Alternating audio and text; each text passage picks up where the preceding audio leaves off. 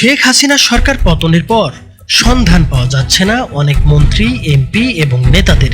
এদের মধ্যে অনেকেই পালিয়ে গেছেন দেশের বাইরে, কেউ কেউ রয়েছেন আত্মগোপনে। পালাবো না, প্রয়োজনে ফখরুল সাহেবের বাসায় গিয়ে উঠবো, কি জায়গা দেবেন? তবে গত মঙ্গলবার সেনা প্রধানের বক্তব্য থেকে জানা যায় নেতাদের অনেকেই রয়েছেন সেনা হেফাজতে। তবে প্রশ্ন হচ্ছে, কারা আছেন সেখানে? অবশ্যই আমরা তাদেরকে আশ্রয় দিয়েছি। পালানোর সময় গণপিটুনিতে আহত হয়ে হাসপাতালে ভর্তি আছেন সাবেক ডিবি প্রধান হারুনুর রশিদ। খিলক্ষেতে আত্মগোপনে থাকা অবস্থায় গ্রেপ্তারের পর 10 দিনের রিমান্ড মঞ্জুর হয়েছে সাবেক আইসিটি প্রতিমন্ত্রী জুনায়েদ আহমেদ পলক, সাবেক ডেপুটি স্পিকার শামসুল হক টুকু এবং ছাত্রলীগের ঢাকা বিশ্ববিদ্যালয় শাখার সাধারণ সম্পাদক তানভীর হাসান সৈকতের। নৌপথে পালানোর সময় সদরঘাট থেকে গ্রেপ্তার হয়ে 10 দিনের রিমান্ডে আছেন সাবেক আইনমন্ত্রী আনিসুল হক এবং সাবেক প্রধানমন্ত্রীর উপদেষ্টা সালমান এফ রহমান। গ্রেপ্তার হয়েছেন ঢাকা মহানগর শাখার সাধারণ সম্পাদক রিয়াজ মাহমুদ।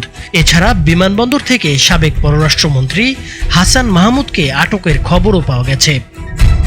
গত শুক্রবার চট্টগ্রামের সাবেক সংসদ সদস্য এম এ লতিফ এবং চট্টগ্রাম মহানগর স্বেচ্ছাসেবক লীগের সাধারণ সম্পাদক আজিজুর রহমান আজিজকেও আটক করা হয়েছে।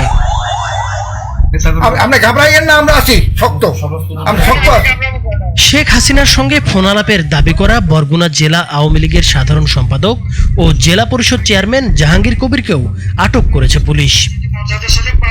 এরা ছাড়াও আওয়ামী লীগ সরকারের অন্যান্য নেতাদের খোঁজ পাওয়া যায়নি এখনো। তবে গত মঙ্গলবার সেনাবাহিনী প্রধানের বক্তব্য থেকে জানা যায় নেতাদের অনেকেই রয়েছেন সেনা হেফাজতে।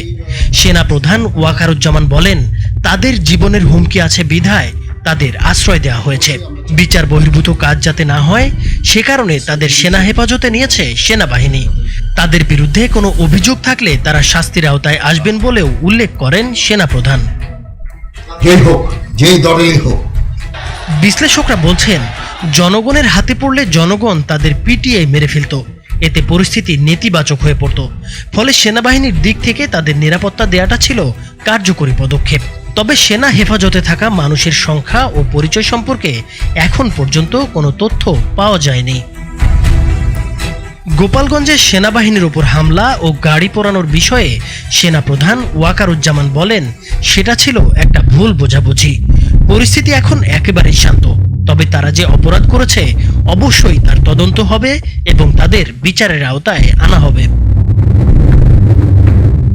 দেশের 20টি জেলার 32টি জায়গায় সংখ্যালঘুদের উপর হামলা হয়েছে। এসব অরাজকতা যারা করেছে তাদেরও শাস্তির আওতায় আনা হবে বলে জানান সেনাপ্রধান।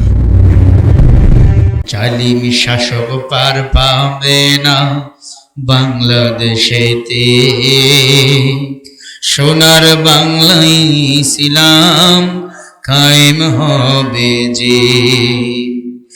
জালিম শাহী উড়িয়ে যাবে, জালিম শাহী পালিয়ে যাবে বাংলাদেশেতে, ইসলাম একদিন কায়েম হবে সোনার বাংলাতে। আকে লুতুফে বেশাখা আজ ইমতেহা আন্দারাম। তাফসীর হবে কোরআন থেকে, ইফাসসিরুহু বা'দা। কোরআনের তাফসীর মানুষের জীবন শেষ করতে পারে। কথা বলেন না কেন? আল্লাহ পাক তার নবীকে বলেন, ওয়ালা ইয়াতুনাকা বিমাসালিন ইল্লা জি'নাকা বিল হক ওয়া আহসানা তাফসীরা। সূরা ফুরকানের 33 নম্বর আয়াত। এই আয়াতের মধ্যে অক্ষর আছে আপনার 33টি।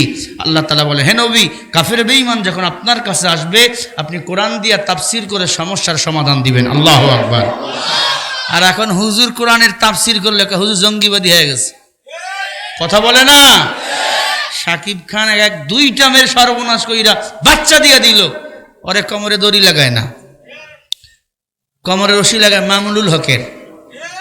কথা কস না কে? কোমরে রশি লাগায় আমির হামজা ভাইয়ের, কোমরে রশি লাগায় আল্লাহ সাইদি সাহেবের। আমরা কোনো দল বুঝি না, মত বুঝি না। বাংলার জমিনে আমরা 2023 সালের শুরুতে সমস্ত আলেম ওলামাদের মুক্তি চাই। আপনারা কি চান? কারা মুসলমান।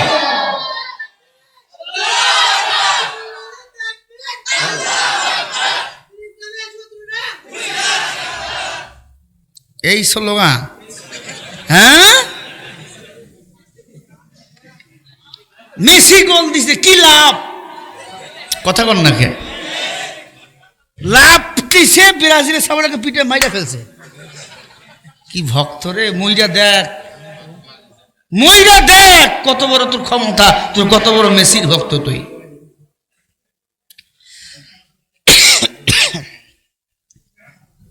সামনে বছর থেকে বক্স দিবেন, বক্স। খালি মাইক কথা বলে কষ্ট হয়, 2-3টা আমি ওয়াজ করি, বুঝেন না? রমাজান পর্যন্ত আমার শিডিউল, সব জায়গা তো আমার মেকআপ করতে হবে। এক জায়গায় যদি গলা বসাই তাহলে হমানে পাবলিক কানবে।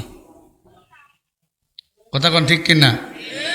বাঙালি জাতে মাতান তালে ঠিক। এক আওয়ামী লীগ নেতা বলেই ফেলছে এর নাম আওয়ামী লীগ। এটা কখন কি কয় ঠিক নাই। একজনে কইছে বাংলাদেশের মানুষ জান্নাতে আছে। বাংলাদেশ জান্নাত? জান্নাতে ব্রয়লার মুরগি 220 টাকা। কথা বলেন না কে? আল্লাহ, এই কথা কয় কে ভাই? চলেন কোরআন থেকে আমরা তাফসীর শুনি, অসুবিধা হবে নাকি? থাকবেন শেষ পর্যন্ত? আমি কথা বলবো 1 ঘন্টা 30 মিনিট সব মিলেই। কালকে জুমা পড়াইতে হবে, নাহলে লম্বা সময় দিতাম। আশায় হয় না, কারণ ভারত ওই বাংলাদেশে পল্টনে সমাবেশ বিএনপি করবে, আওয়ামী লীগ করতে দিবে না। জানেন কি না আপনারা? এটা নিয়ে তুমুল মারামারি চলছে ঢাকায়। কথা বুঝতেছেন?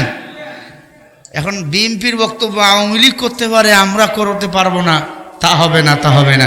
এটা নিয়ে 2 দলেই চলছে মারামারি। আল জাজিরার সংবাদকর্মীরা এসে ফখরুলকে জিজ্ঞাসা করতেছে, এরপর আগে যে 2বার নির্বাচন হলে এটা কেমন হলো? বলে গণতন্ত্র নির্বাচন এটি হয়নি, এটা একপক্ষ নির্বাচন হয়েছে। মানে দিনের কাজ রাতেই করছে, ঠিক না?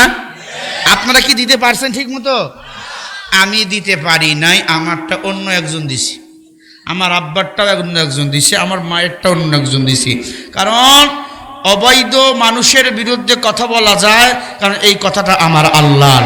যারা কোরআন সুন্নাহর বিরোধিতা করে, কোরআনের বিরুদ্ধে কথা বলে, আল্লাহ বলে উতুল্লিম বাদা যালিকা জানিম, সূরা কলমের 13 নম্বর আয়াত। হয় তার বাপ খারাপ, না হয় মা খারাপ, ঠিক কি না?